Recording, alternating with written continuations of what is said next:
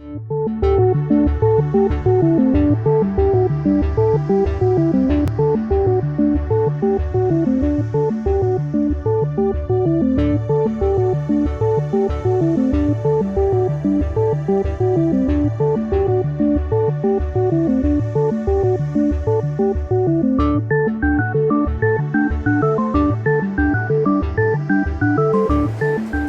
the opening event of our workshop that's going to deal with Walmart's dirty supply chain moves in South Asia.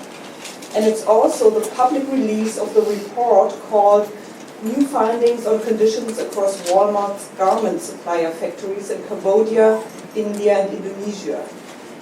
The report was produced by Jobs with Justice Education Fund and Asia Floor Wage Alliance. You'll find it out there at the registration table if you haven't already found it. It's worth mentioning that Walmart has been invited to this event but declined. So we have this in writing now, which might be quite important. So let us assess together how to strengthen the ability of workers to improve their conditions at the company from factory to store. Walmart is in the unique position to be the world's largest private employer. We think that this position should come with a responsibility to ensure workers' voices are heard and that freedom of association is respected. And it should also come with a responsibility to pay living wages and to provide decent working conditions in the US as well as in South Asia and in any other place. Unfortunately, Walmart has so far been unwilling to accept these responsibilities. The company has instead chosen to bolster its profits by paying very low wages. In fact, Walmart is one of the driving forces behind the growth of the low-wage sector across the world. Walmart's fierce anti-union pro-low wage stance has left workers no choice but to collectively hold the company accountable for its labor practices. More lately, we've seen promising signs, such as the campaign Our Walmart. By the way, this campaign is covered in our recent study, Roll Back Low Wages, written by labor journalist Sarah Jeffrey, who is actually here today. Hi, Sarah. So make sure you get your copy. They're available also at the table outside. It also has our website and social media links printed on the back, so you can check out many more studies and events by our New York office. This event serves the purpose of internationalizing the fight at and against Walmart, of working across national lines for the betterment of the working conditions at Walmart. Today, leaders from several countries will share their experiences while laying the groundwork for direct engagement with Walmart. And honestly, we can't wait for this to happen. So it's a tremendous honor for us to host this event here today. We see this work as really groundbreaking and really kind of the heart of what we do here at Murphy, which is fighting for workers' rights around the world. And many of our students often ask, why so much attention on Walmart? Is Walmart the most greedy or the most evil or the only bad employer? And we always say it's not that Walmart is the only bad employer. There's lots of bad employers. It's not like Target is that any better. But Walmart is so important because of its size and its scope as one of the largest employers in the world, but also as a symbol, what it symbolizes in terms of the kind of problems and challenges we face organizing in the global economy. Walmart represents the ways in which corporations have been allowed to restructure rules and regulations, to grow and thrive by breaking laws around the globe, by actually threatening workers and governments to change laws that benefit them on their own behalf. So they're a symbol of that challenge. And it's the ways in which we've restructured our global economy has allowed a company like Walmart to grow and gain unprecedented power in a way that we might not have allowed corporations to grow to that level in past decades. They have power vis-a-vis their retail workers, their manufacturing workers, via their manufacturing suppliers, the farmers that they get their produce from, the warehouses, the logistics workers. They even have power to threaten cities and communities and actual whole governments, states. Karl Marx said that as capitalism grows, it sows the seeds of its own destruction. And we may think that Walmart is doing the same, because as it's growing more and more powerfully around the world, it's also creating a network and alliances between us. I think that what's really exciting is Walmart has been a way to connect us through these networks. We're learning to communicate across borders, different languages, different positions of power within the Walmart network. It's bringing us together along global supply chains to create innovative ways to organize, and I think the panel today is going to be a fantastic representation of that. Specifically and more concretely, it's important that we really target Walmart for a simple reason that it is exactly an emblematic company that symbolizes in many ways what has happened in the last 20 years in this world. It is not only just that that's reorganizing the production globally, and the global supply chain is the framework which, most of you who have been studying this knows this, is the framework in which it is organized. But it is the only company that in the world combines the retail revolution and the global supply chain production framework in a way that no one has done it. And so it's it's a powerful, and it's one company that we can crack or even engage with, even make them regulate it. It will be something that the movement will have achieved, which we are not been able to achieve in many ways, and the grassroots movement has to really contend with it. Now, so that really brings out a very, very, very important dimension. The second really important dimension is something that we didn't realize when we began the Asia Pro Wage. We thought, the global north is where the good consumers are, and we are the poor workers in the south, and so we have to really organize the south, we have to organize the production centers. And as we started really building this campaign, engaging with the labor movement elsewhere, we also realized one very simple and very core thing the labor movement has forgotten.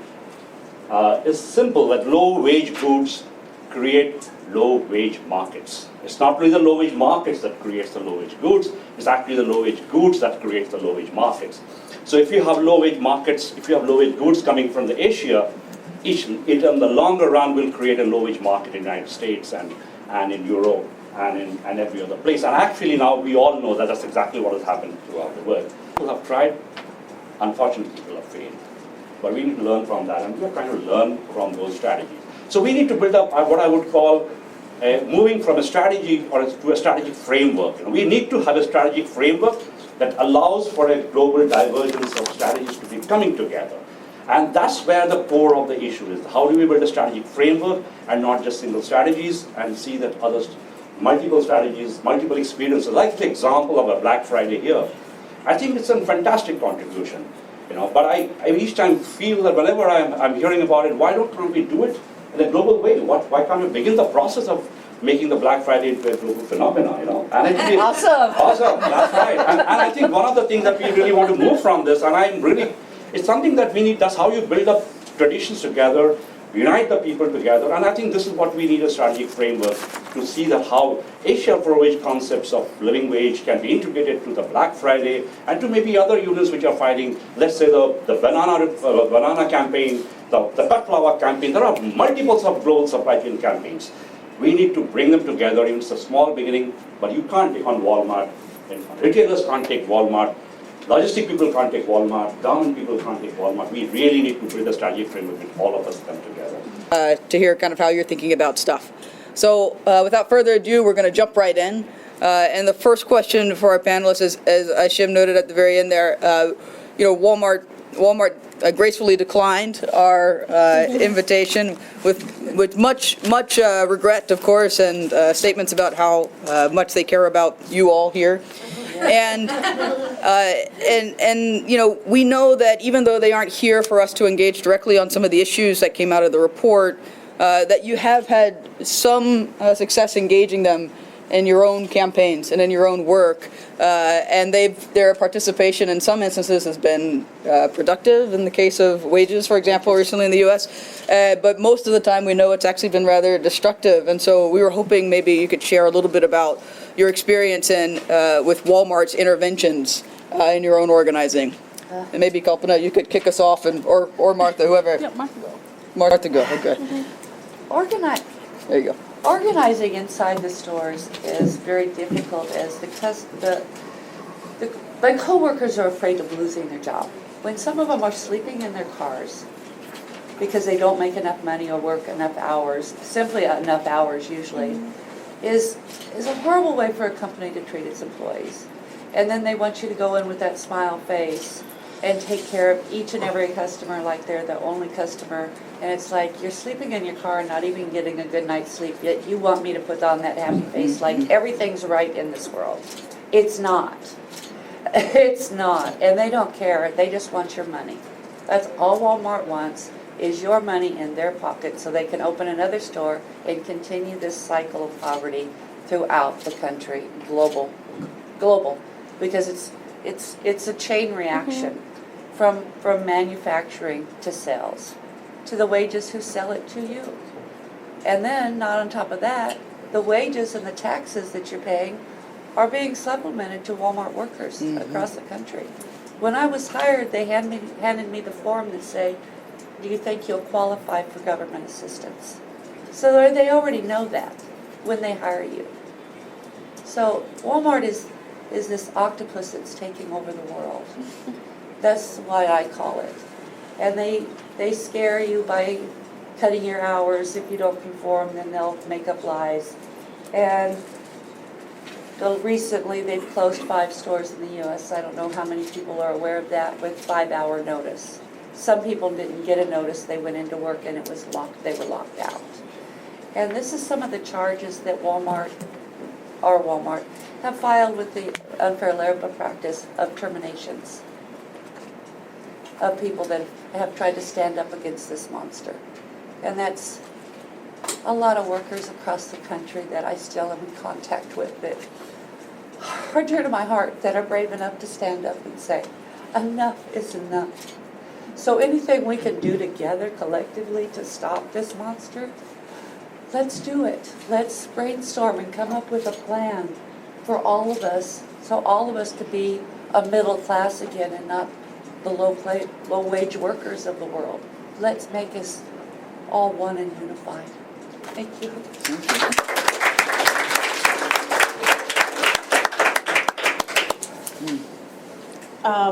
I think what Martha says, that speaks volumes. For me, Walmart really set up a low standards in my country, which has escalated to workers getting a very low wages. So the wages workers are getting, which is $68 per month, which is 208-hour work. And that also makes workers workers put a forced work as well. They need to do overtime to earn extra few bucks so they can live with that money. So this is one basic, one big impact. And why we consider that Walmart did that.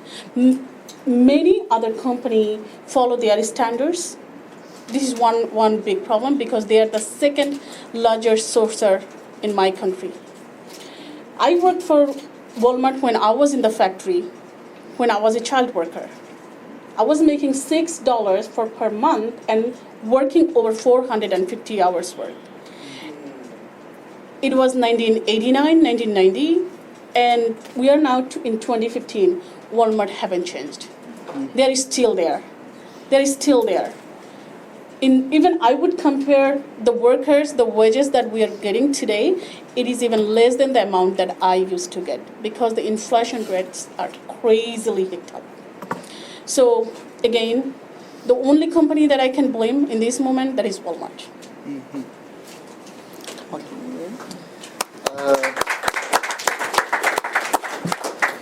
It's what I found with Walmart in Indonesia.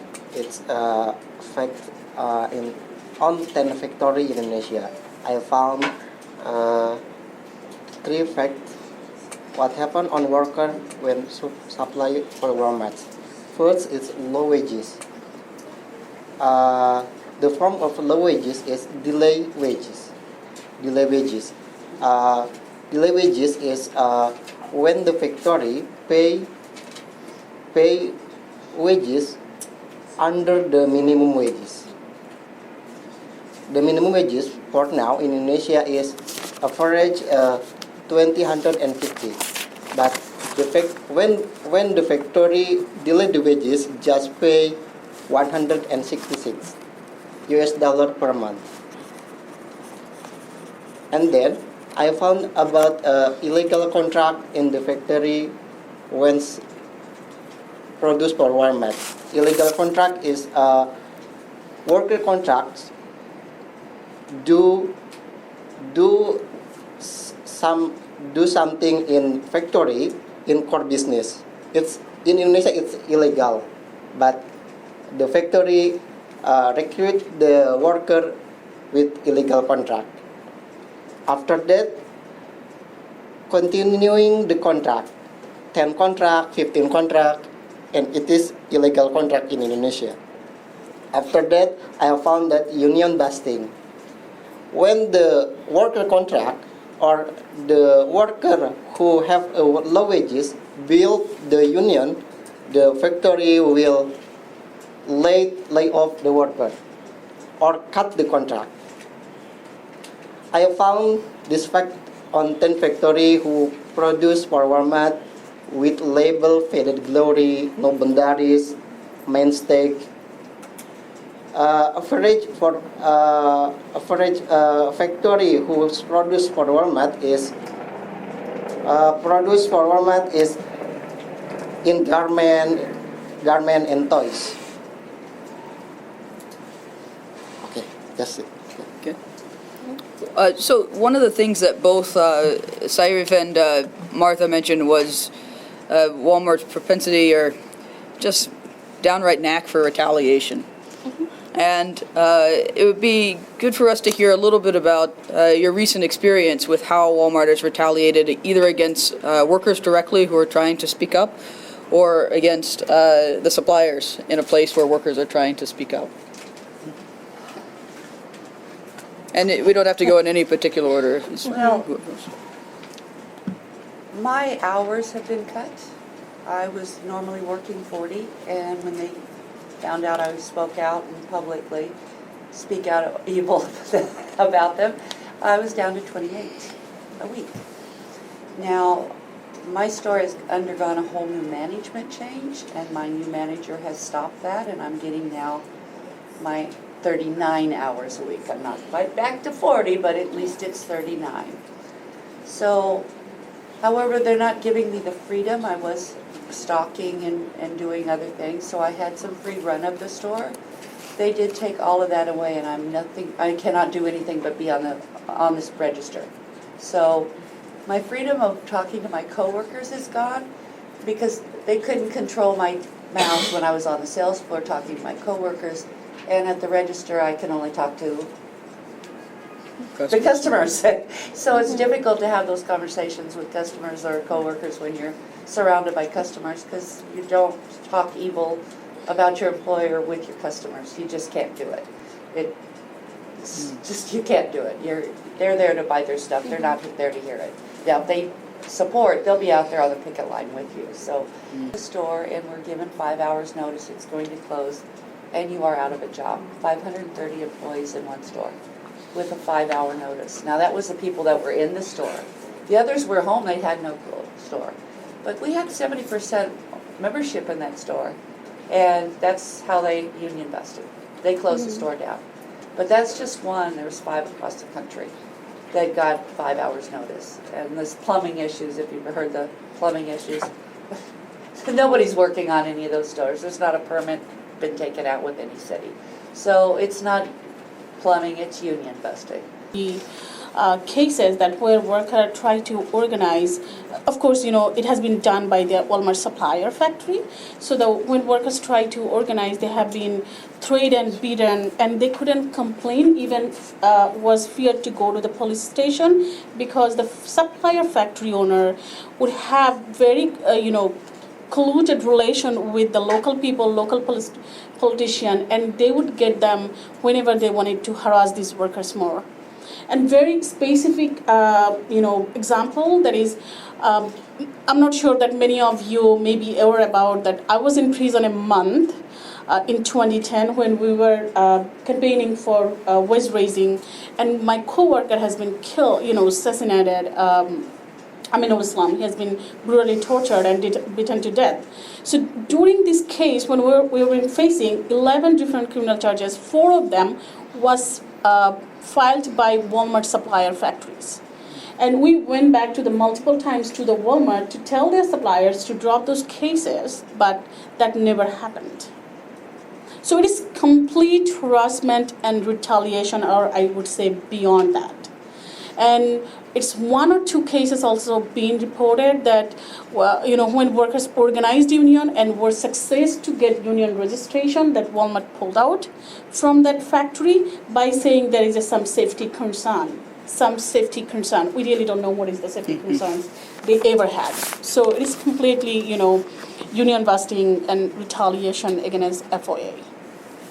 And can you just say quickly, Kalpana, just a little bit about the impact of when Walmart pulls out of a factory like that? What is the impact on, like, how many workers? What's the impact on the community there? The size of factory where they moved, it was below 800 workers was working. So the union was, you know, getting stronger. So they were about to have negotiation with their respective factory management. But when Walmart left the factory, the workers, the management was saying, oh, we were not able to discuss with you about your charter of demand because we already lost our business and we were not able to increase any of your wages, benefits, or whatever you are demanding. So it has been affecting to directly about 800 workers and their families. Actually bring up Ananya Bhattacharjee, who's the president of the Garment and Allied Workers Union in India and the international coordinator of the Asia Floor Wage Alliance, to share a little bit about the recommendations coming out of the report, out of some of these different case studies that you've heard earlier today throughout this panel, and some of the discussion we're going to be having moving forward. So, Ananya.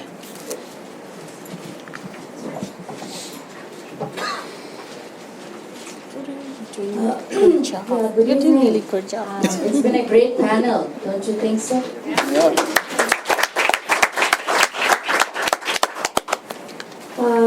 So one of the first recommendations that came out from pretty much all the unions who did this research is that Walmart refuses to dialogue. Walmart, as was said earlier, refused to come to this meeting, and Walmart refuses to dialogue. And the way we know why this is so internationally is that given how much it sources from Asia, you won't find a local Walmart CSR representative in the countries that we can talk to. Like, for example, H&M or Gap, not that they are so great, but they have local representatives that we can call and we can force to visit the factory and so on. But with Walmart, there's nowhere to go except to the United States, and they don't listen here. And so what we would like the local representatives to do is to, first of all, we would like Walmart to put staff in its sourcing countries and have the staff begin negotiations with local unions on the trinity or the four pillars, whichever one we want to go with, all of them. The second thing is that we want Walmart to immediately investigate the huge claims that have been made here. We have made them honestly, and we would like Walmart to investigate and see for itself and correct them. These include forced labor, wage theft, discrimination against pregnant workers, violence against union leaders, including the use of paramilitary forces. So those are our two top immediate things. And then we would like, in general, a more long-term commitment from Walmart to paying its suppliers fair prices so that supplier factories can pay workers living wage. For this, they should sit down and dialogue with Asia Floor Wage Alliance, because we can help with the safe delivery of the living wage.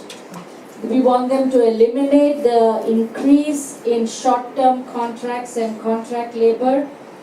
We want them to improve their purchasing practices, which means that they should not be giving huge volumes of orders with very little lead time to make the products, which is why workers do forced overtime.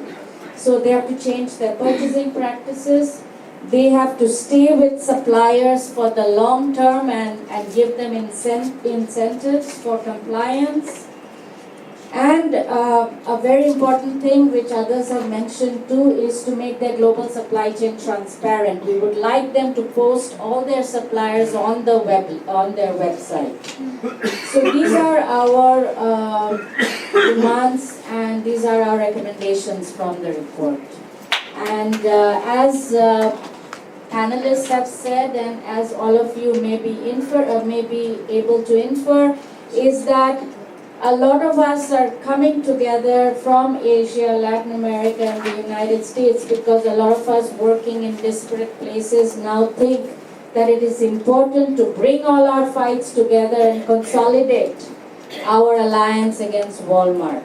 And we will be meeting for the next 2 days to strategize on how we can work together globally and how we can jointly file complaints, how we can jointly campaign and force Walmart to come to the table and rectify all the inhumane practices that it is currently engaging in the garment global supply chain. Thank you.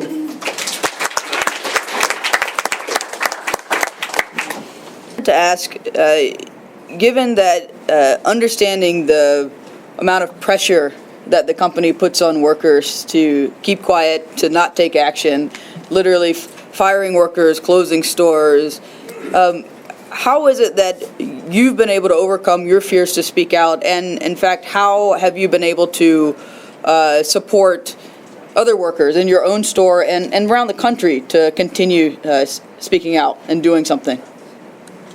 Oh. Oh, sorry. Years ago we took a training trip to Alabama, and we went to the Civil Rights Museum. And during that trip, and here I go again, just thinking about it, it brings back the memories. If you've ever been to Alabama, go to the Civil Rights Museum, please. They have a room which I call the ghost room because it's figures etched in glass. I don't know how they had this energy going on. But you walk through and I just was feeling this anger, and anger was building up in me. And I got back to the back of the room, and there's encased in glass a full KKK, and I wanted to smash it and burn it. I was infuriated. And I'm standing there shaking with this, how can this country let this kind of thing happen? And it was like a hand came over me and said, it's okay, you got it. Our pain wasn't in vain. Now go out and fight for us. And it was a calm that came over me in that room. And here I am today. And if you've ever been to that museum, go through that room.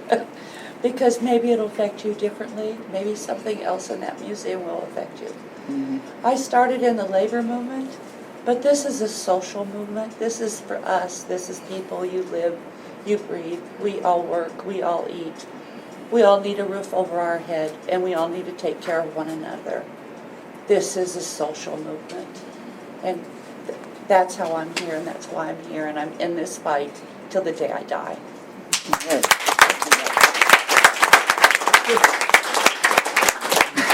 I think that was worth the last word. Thank you, Martha.